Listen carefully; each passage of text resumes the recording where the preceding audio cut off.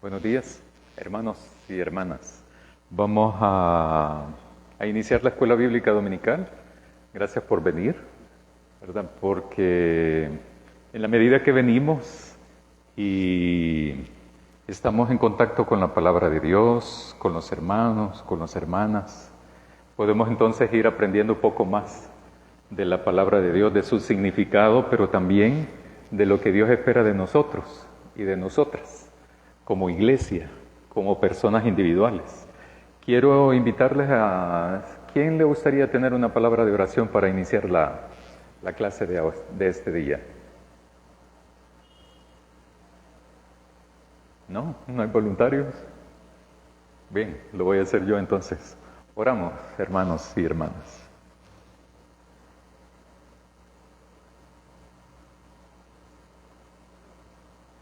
Querido Dios, este día que hemos apartado para venir aquí a la iglesia, este día hemos apartado un tiempo para poder reflexionar en tu palabra, para saber qué es lo que quieres de nosotros como pueblo, qué es lo que quieres tú de nosotros como iglesia, para reflexionar, pero también para encontrar una palabra de aliento, de esperanza, de reto, de entusiasmo, de ánimo, para seguir adelante como iglesia testificando de tu reino aquí en la tierra.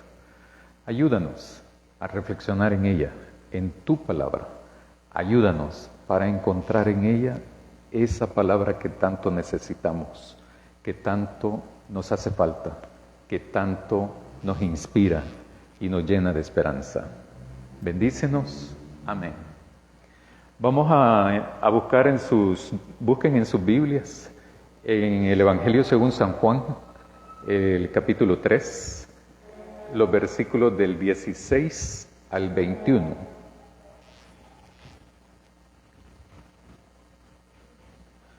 ¿A quién le gustaría leerlo? San Juan 3, del 16 al 21.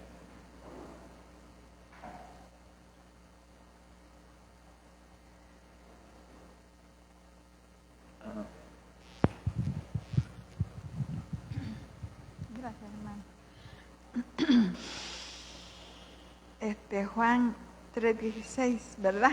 Sí. Porque de tal manera amó Dios al mundo que ha dado a su Hijo unigénito, para que todo aquel que en Él cree no se pierda, mas tenga vida eterna. Solamente, hermano. Hasta el 21.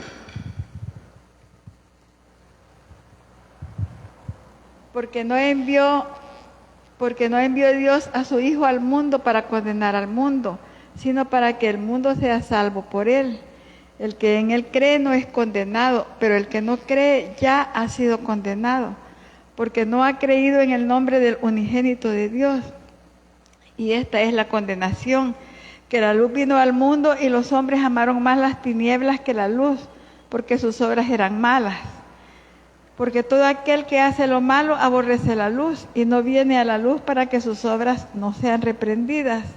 Mas el que practica la verdad viene a la luz para que sea manifiesto que sus obras son hechas en Dios. Gracias, hermana. Gracias.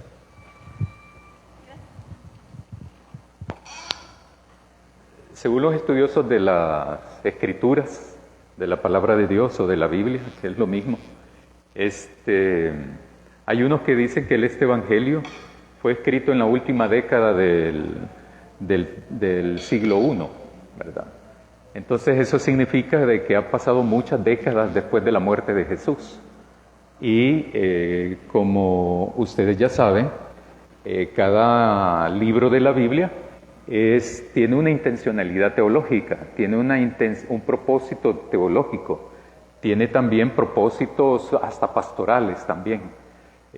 Nadie escribe porque sí, nadie escribe porque se le ocurrió. Nadie escribe, ningún libro de la Biblia fue escrito porque de repente una vez estaba debajo de un árbol de mango, ¿verdad? Y se le ocurrió, voy a escribir un libro, ¿verdad? Y a ver qué pasa.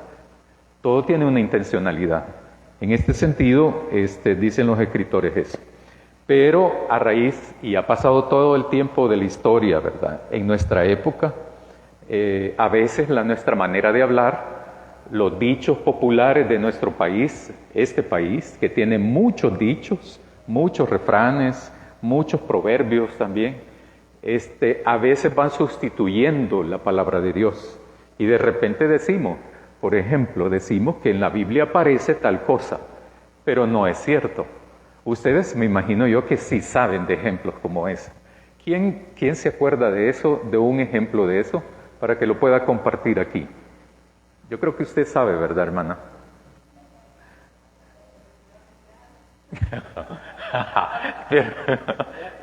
Bueno. Rogando y con el mazo dando. A Dios rogando y con el mazo dando. Hay que hacerlo. ¿Por qué? Porque ahí está en la Biblia, lo cual no es cierto, ¿verdad? Pero a veces creemos de que eso es cierto y pensamos así honestamente, pensamos que sí está. ¿Qué deja entrever eso? Cuando decimos, no, si es que Dios dice en su palabra, Dios rogando y con el mazo dando.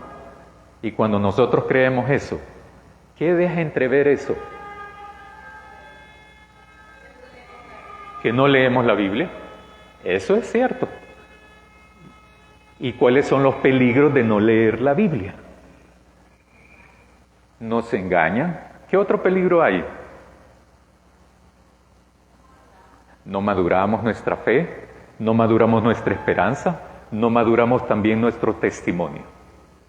Porque entonces, ¿a dónde está basada nuestra fe, nuestra esperanza, nuestro testimonio? Si no leemos la Biblia, si nos engañan, que somos fluctuantes, ¿verdad? Si alguien nos dice, mira, aquí está el Mesías, ya vino, ¿verdad? Ah, pues sí, vamos. ¿Por qué? Porque aquí está en la Biblia, ¿verdad? Hay otro ejemplo entonces que ustedes sepan, que dice la gente que está en la Biblia, pero que no está. Ayúdate que te ayudaré. Dios dice en su palabra, afirma la gente, Dios dice en su palabra, ayúdate que te ayudaré. Lo que deja entrever en eso también es lo mismo, que no leemos la Biblia. Dios ama a los niños buenos y aborrece a los que se portan mal. ¿Dónde está eso en la Biblia? No los veo muy seguros. No existe eso. No existe. Pero a veces, yo he sido testigo que una maestra de escuela bíblica dominical en una iglesia bautista de este país decía frecuentemente eso a los niños, ¿verdad? Eso no existe. Dios ama a los seres humanos, hombres y mujeres, jóvenes, niños, niñas, adolescentes, los ama, ¿verdad? Y tenemos entonces este versículo 16 aquí. Dios de tal manera amó Dios al mundo, ¿verdad? Etcétera. ¿Hay algún otro ejemplo que ustedes sepan que decimos que está en la Biblia pero que realmente no está?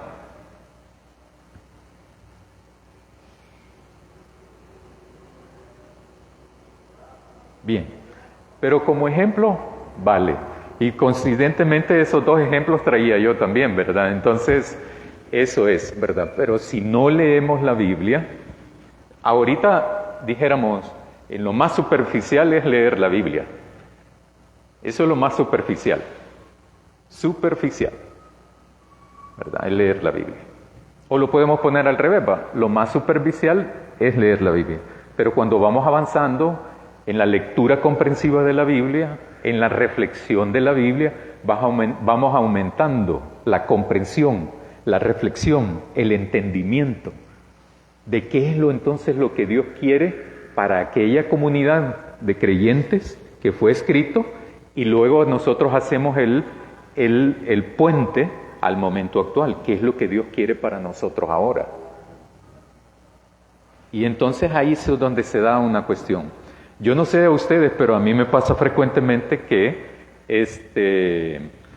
cuando estoy pensando en algo y lo comprendo, hay como una cuestión, uno dice un chispazo, como una revelación.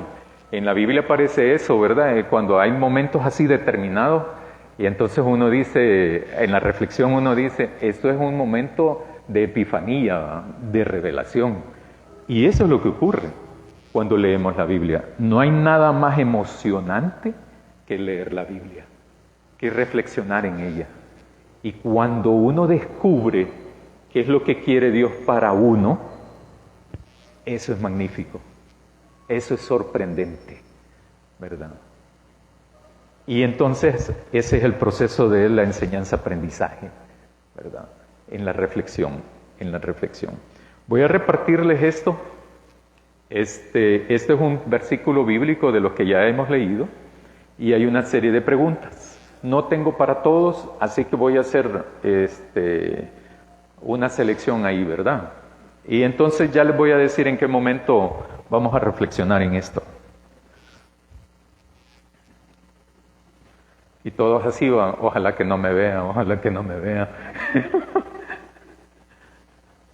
Para ustedes dos. Ahí es mío. Vaya. ¿Quiere usted o no? Vaya. Yo voy ahí. Yo les voy a decir en qué momento vamos a hacer eso.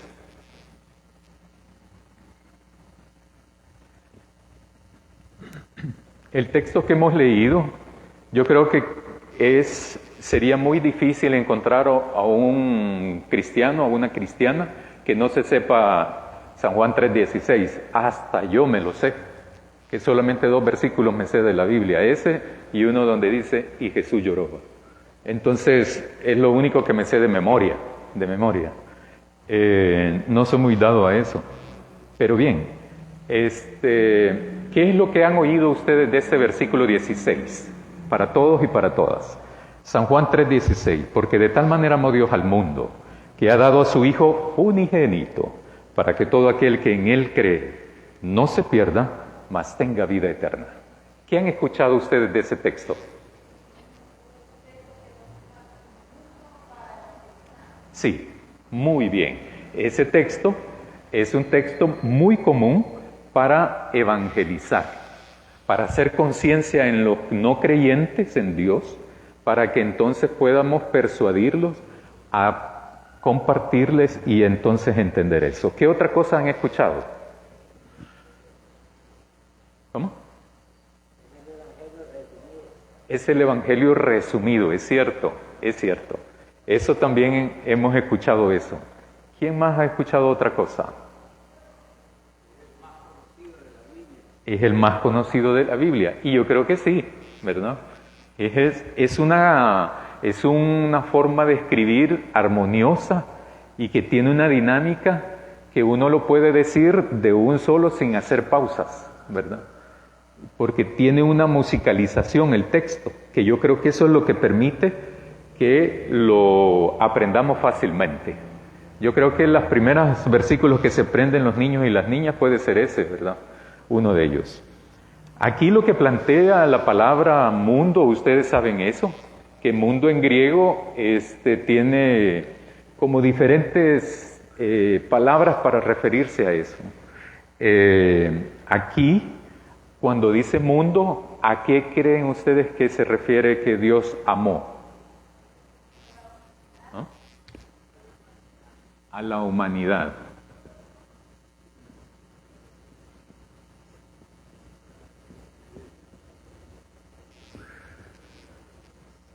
Entonces, lo que plantea es que Dios ama a la humanidad. Hay otros que plantean que también se refiere a la creación, ¿verdad? Porque la palabra es cosmos, cosmón, en griego.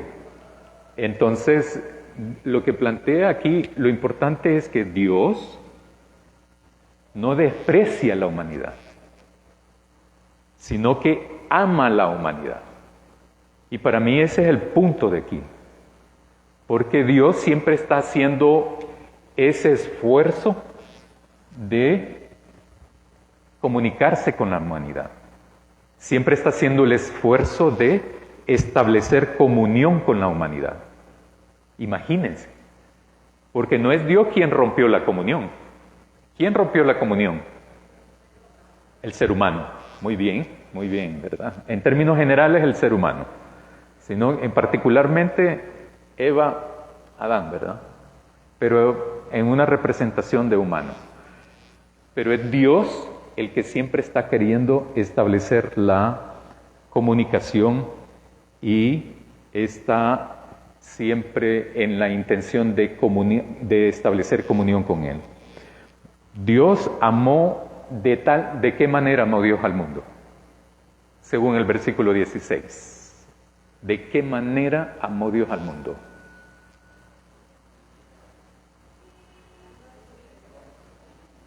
¿De una manera? De una manera incomprensible. Exacto. No tiene lógica, ¿verdad? Porque si alguien me insulta, en la lógica humana, yo lo insulto dos. Estoy poniendo ejemplos, ¿verdad? No es que yo haga eso, pero si me tiran una pedrada, dale dos, ¿verdad? A veces hay mamás, hay papás que dicen a su hijo, ¿y qué te dijo? Me pegó, y vos le pegaste 2 veces, ¿verdad? Porque si no, sos pamado, ¿verdad? Y después queremos corregir cuando sean adultos, ¿verdad? Cuando ya llegamos tarde. Entonces, según la lógica humana, es incomprensible. ¿De qué otra manera amó Dios, según el versículo 16, al mundo? ¿De qué forma, de qué tanto amó Dios al mundo? Según el versículo 16. ¿Cómo? Entrega total. Incomprensible.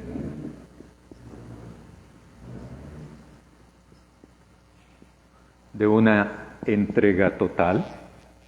¿De qué otra manera, según el versículo 16? ¿De qué manera amó Dios, según el versículo 16?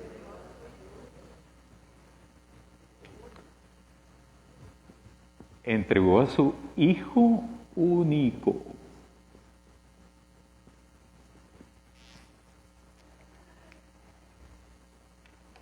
No me respondan esto, ¿verdad? Pero nadie haría eso. Pero igual, ese es Dios. O sea, quien rompió la comunión somos nosotros, los seres humanos. Pero este Dios, creador de todo lo que existe, y todo lo que Él hizo era bueno, eso es lo que dice de Él, no de mí. Amó tanto a los seres humanos que entregó a su único Hijo para que todos estos, los seres humanos, que crean en ese Hijo, tengan ¿qué? Fácil la cosa. Lógicamente es fácil. Existencialmente es complejo todo eso, ¿verdad? Bien. Ahora vamos a reflexionar un poco en los versículos 17. Les quiero pedir a todos que lo lean en silencio, el versículo 17. Vamos a dar unos minutos para eso, el versículo 17. Y luego la hermana que tiene ese versículo se para y hace las preguntas y responde a las preguntas. Por favor.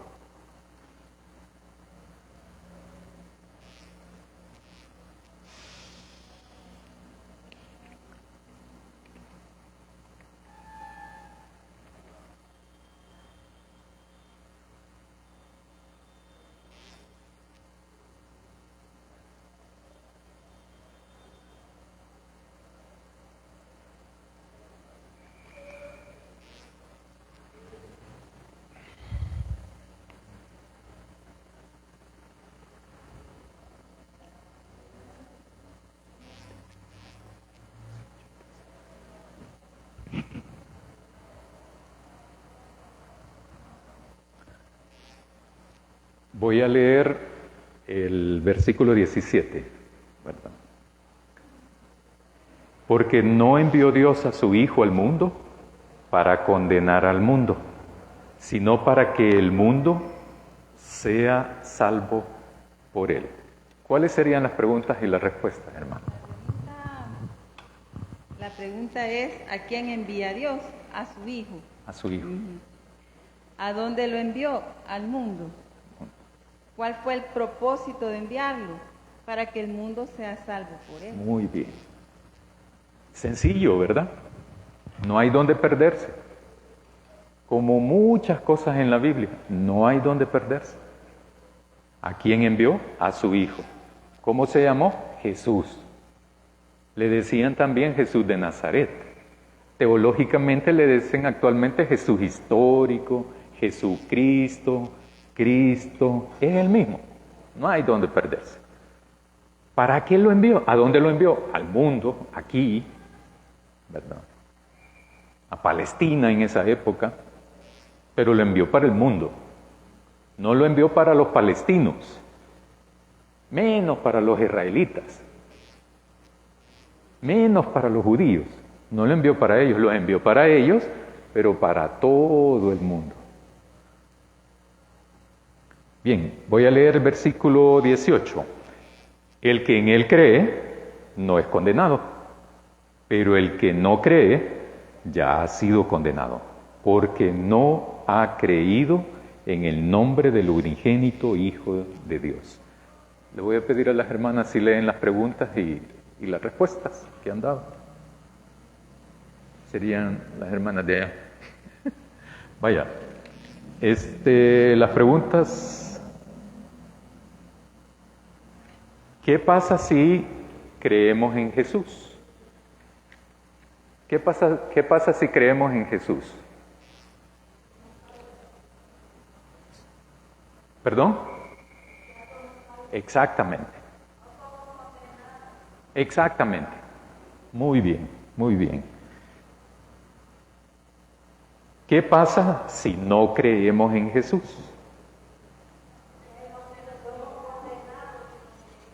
¿Nos condena Dios? No. No. Dios lo que quiere es salvarnos. Nos ama tanto que entregó a su Hijo para que tengamos vida eterna. Eso no hay que perderlo. ¿Quién condena al que no cree? Uno mismo. Uno mismo, sí. Muy bien, muy bien, muy bien.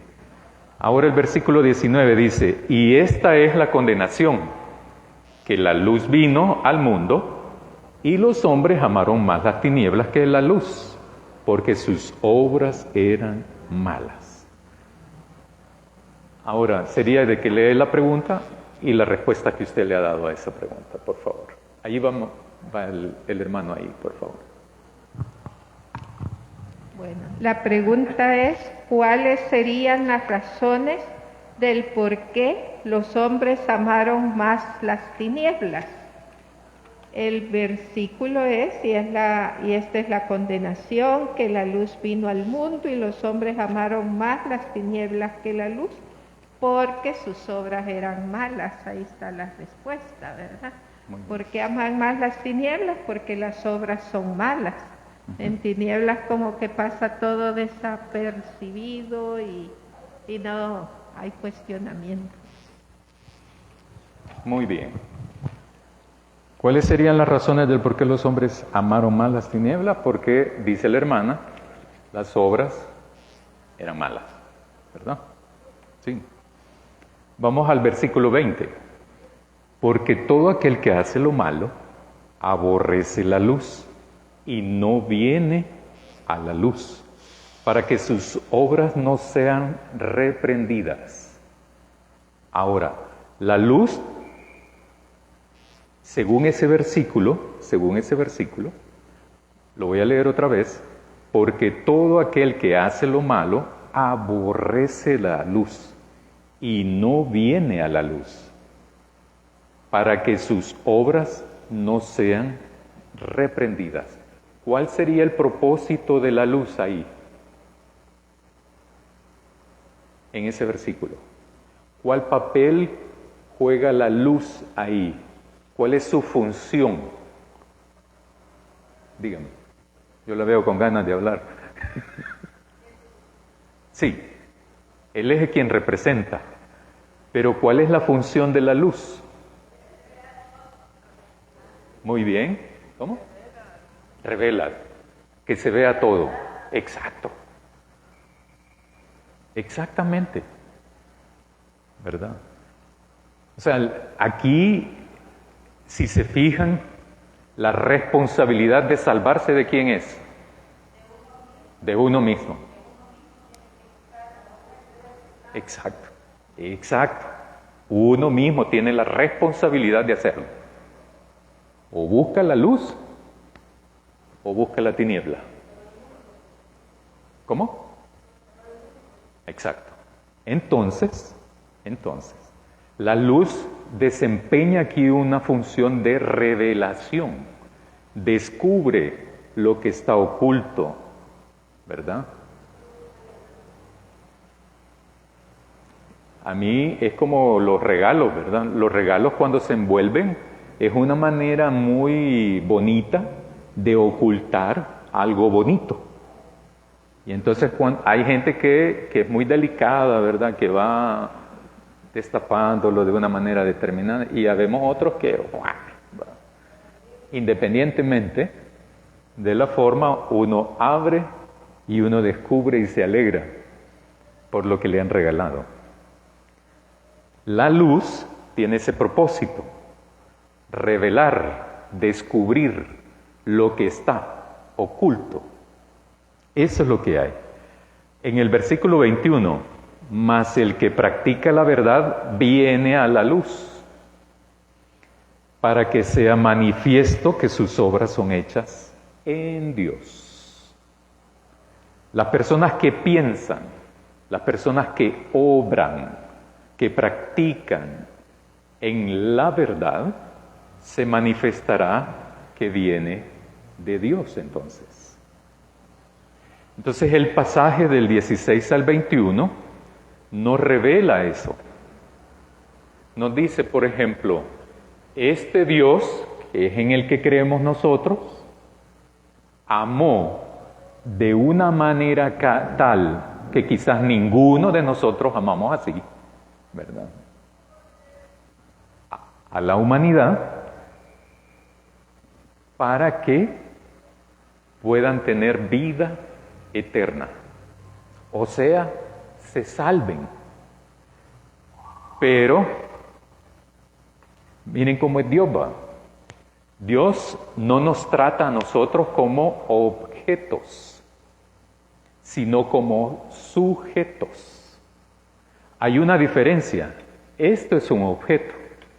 Yo hago con el objeto lo que quiero, lo pongo donde quiero, lo tiro, lo puedo aventar, lo puedo usar. Eso es objeto. Cuando es sujeto, por ejemplo, mi amigo Douglas, yo lo tengo que tratar a Douglas como sujeto, como persona. Y no lo puedo tratar así como objeto. Yo a Douglas no lo puedo poner donde yo quiera. No le puedo decir, por ejemplo, mira, quítate de ahí y ponete allá de último. ¿No? Porque eso es tratar a las personas como objeto. No lo puedo irrespetar porque es persona, es sujeto. Esta cosa no. Estos no, ¿verdad? Porque no son míos, pero si fuesen míos, los puedo tirar, botar, golpear, tirarlo, es exacto, ¿verdad? Porque estos son del pastor Luis, entonces por eso los tengo que tratar así delicadamente. Entonces, en este sentido, esa es la diferencia entre objeto y sujeto. ¿Dios cómo nos trata? ¿Como objetos o como sujetos? Con amor. Por lo tanto, ¿cómo nos trata? ¿Como objetos o como sujetos? Como sujetos. Dios trata a los seres humanos como lo que son, como seres humanos, como personas, ¿verdad? Y por lo tanto, no nos trata como objetos. Eso es lo peor. Ah,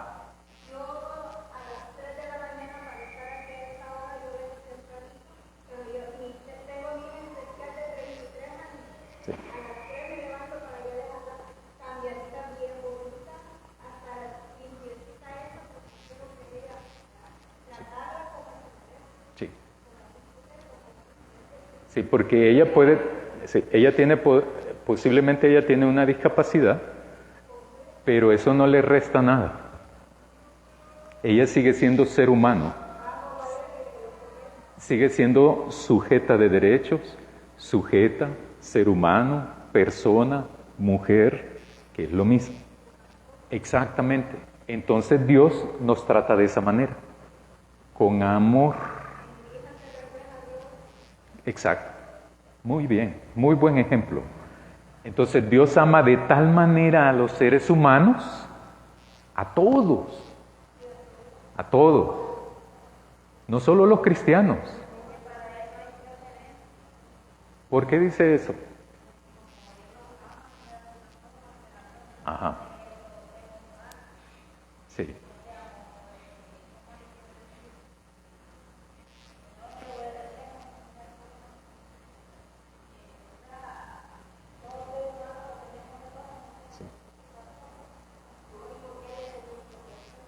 Sí, muy bien.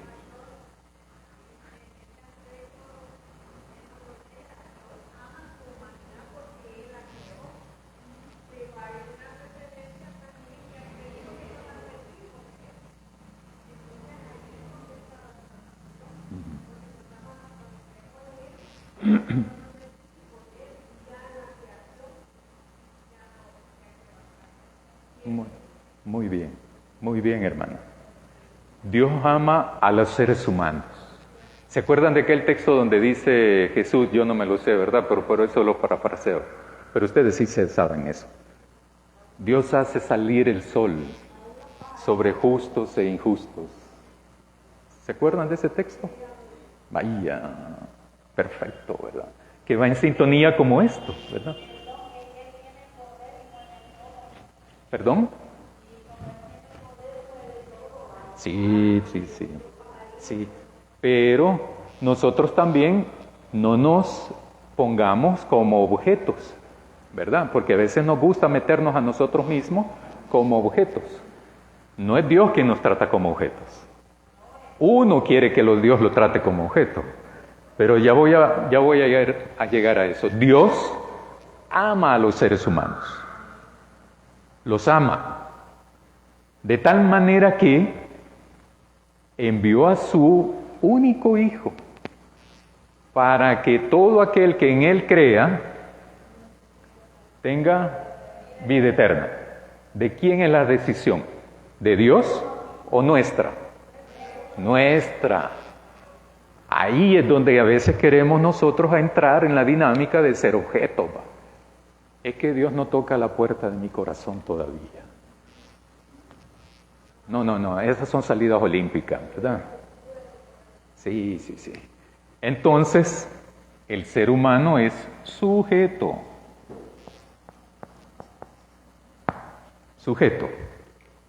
Ahora bien, Dios ama, Dios ya hizo su parte. Dios amó a los seres humanos, los ama a los seres humanos. Y algunos creen en Jesús y entonces como consecuencia de ese creer en Jesús obtienen la vida eterna cuando se mueran.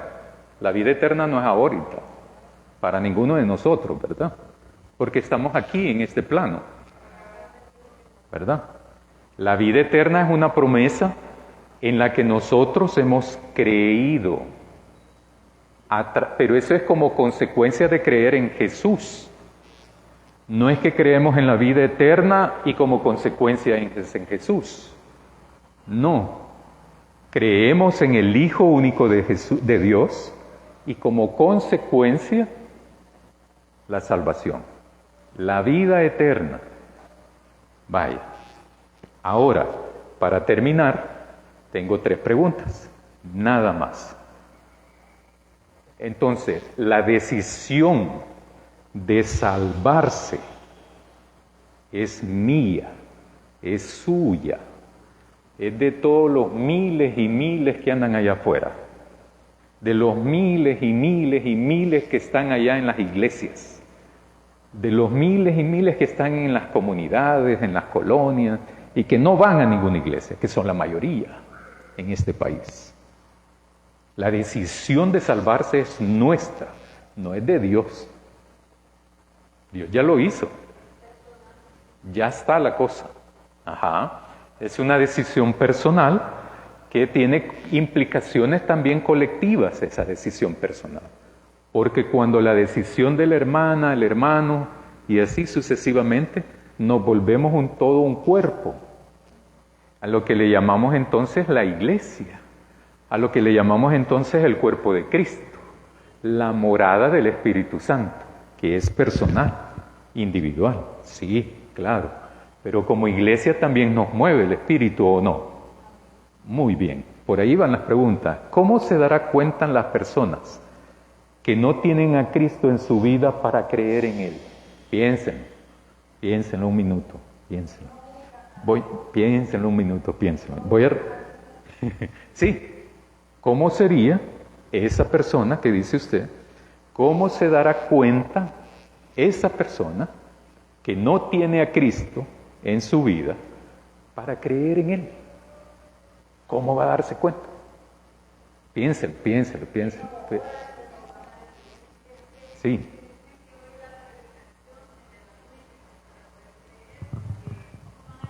¿No han oído? Exacto, esa es mi pregunta. ¿Cómo lo van a hacer si no lo han oído? Piénsenlo. Un minuto, piénsenlo. No me respondan ahorita, piénsenlo. La pregunta es, ¿cómo va a saber esa persona que no tiene a Cristo en su vida para creer en Jesús? Vaya, ahora sí. Díganme. No. ¿Cómo va a hacer para conocer a Jesús? ¿Quién lo va a confrontar? Nosotros los cristianos. Muy bien.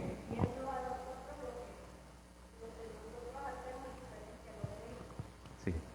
Vaya. Fíjese que yo veo que el hermano que tiene el micrófono está haciendo una labor fantástica aquí. Pero entonces quiero pedirles de favor que se esperen a que él llegue, ¿verdad?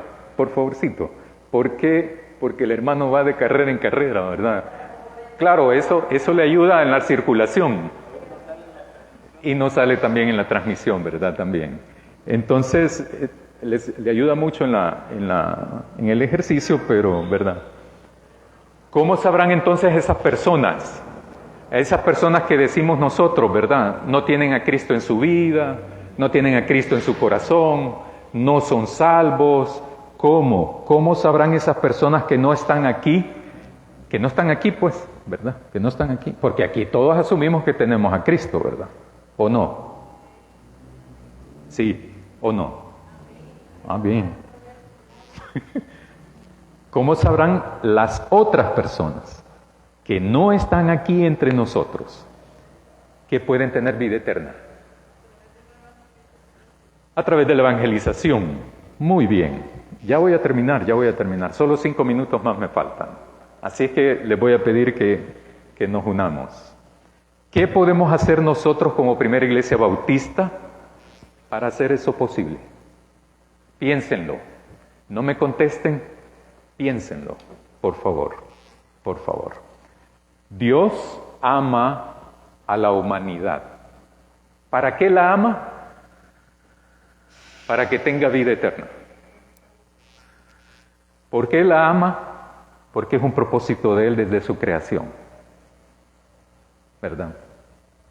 Amó de tal manera que entregó a su Hijo único para que esta humanidad tenga vida eterna. Eso fue lo que nosotros creímos en un momento determinado. Unos quizás hace 5 años, 10, 30, 40 años atrás. Eso es lo que hemos creído siempre. Es lo mismo. Lo mismo hemos creído. Eso es lo que nos cautivó. Y por eso mantenemos esa disciplina, esa militancia en la iglesia, ese fervor en Jesús, esa compasión con la gente. ¿Para qué? Para compartir esa buena noticia que recibimos nosotros hace muchos años. No quiero preguntar cuántos años, ¿verdad? Porque eso también es revelador de la edad cronológica. Pero lo que sí me interesa es eso. La última pregunta, esa pregunta 2, no me la contesten a mí. Contéstensela a ustedes mismos y mismas. ¿Qué podemos hacer nosotros como Primera Iglesia Bautista de San Salvador para hacer posible de que la gente que no es miembro de esta iglesia conozca todo esto y no se pierda, sino tenga vida eterna? ¿Cómo? Eso nos toca a nosotros. ¿O creen que también le toca a Dios? ¿Verdad? La última pregunta. ¿Qué tanto amor tenemos nosotros por la gente que está allá afuera y que no tiene a Cristo? Ya dijimos que amar de esta manera, pues sí, solo Dios va. Vaya, chivo, no hay problema. No nos compliquemos la vida. Pero bajémosle a ese amor, ¿va? ¿Qué tanto amamos nosotros a las personas que no tienen a Cristo en su vida? ¿Cuánto amamos nosotros al mundo? A ese mundo que amó nuestro Dios. ¿Qué tanto lo amamos? A ese mundo que Dios amó. Quiero pedirle que se pongan de pie, hermanas y hermanas, para despedirnos en oración.